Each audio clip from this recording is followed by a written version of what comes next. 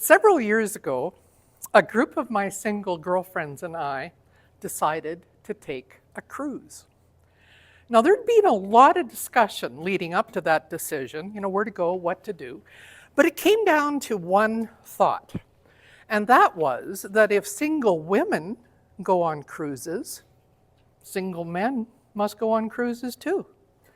And let's face it, when that ship pulls away from the dock, where are they going to go? The week leading up to our departure, I was really busy, checking stuff off my to-do list. And when I got right to the last thing on the bottom of the page, it said, bathing suits. Well, of course, I needed a couple new suits because I was planning on going home with a tan. So I took myself shopping that day on my lunch hour, and I did find a couple of really pretty bathing suits to pour all this into. But as I was, checking myself out in the changing room mirror, I couldn't help but notice that I had one more thing I absolutely had to take care of. I needed a bikini wax. So when I got back to the office that day, I picked up the phone and I called a nearby salon and I booked for the following noon. Now that was mistake number one, but I'll come back to that. I got there the next day and I found out that they had assigned this lovely young lady to do the job. But when she heard that I was going on a cruise, she said, "Oh no, madame, you don't want a bikini wax. You want a Brazilian wax." And I said, "Why?" She said, "because that is what all the gentlemen love." Well, that played into my plans. So I said, "Sure, sign me up." That was mistake number two. What I should have said was, "All right, but what exactly is a Brazilian wax?" See, I was a little fuzzy on the concept. So I disrobed from the waist down, as you do, and I stretched myself out on that table. And as I laid there trying to think of anything but what was coming, I suddenly realized that that wax was being spread somewhere I had not anticipated.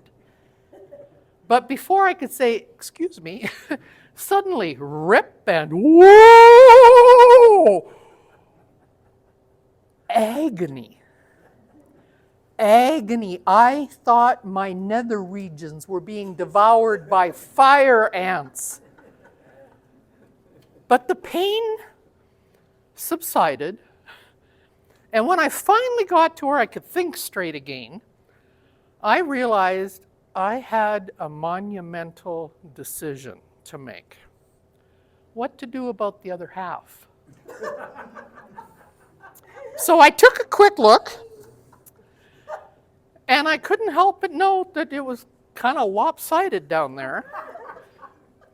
And I knew at that point that I really had no choice but to let her finish the job.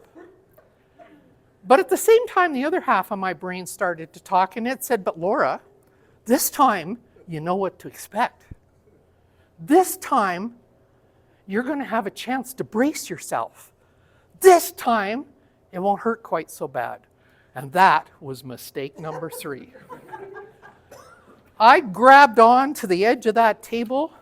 I braced myself. I prayed for mercy. I felt that warm wax go on and rip! Oh my God! It was worse the second time. But of course it was. Think about it. I wasn't the only one that had advance notice. The fire ants had a chance to invite all their friends and family to the picnic. Well, I'll tell you, after a few minor touch-ups, she was done with me, and I was able to put my clothes on and go back to work. Now that brings us back to mistake number one. My recently denuded skin was still on fire. And just the mere thought of touching it with fabric made me want to cry. But I had to get dressed. I had to go back to work. I didn't have a choice. And I couldn't very well go commando. I got back to the office, and I remember opening the door, and there was nobody in sight. And as I walked through the foyer to my office, I just remember thinking, oh, thank God, because I don't want to have to explain this one. Now, I would just, love to tell you that having that Brazilian wax just added a ton of fun to my holiday, but it would be a lie. The only single men on that whole ship were part of a gay wedding party. But I can tell you one thing for sure. You would have to hog-tie me to that table to make me make any one of those 3 mistakes again, because if I ever decide to go on another cruise and think that I need a new hairstyle, I'll stick to the more traditional methods.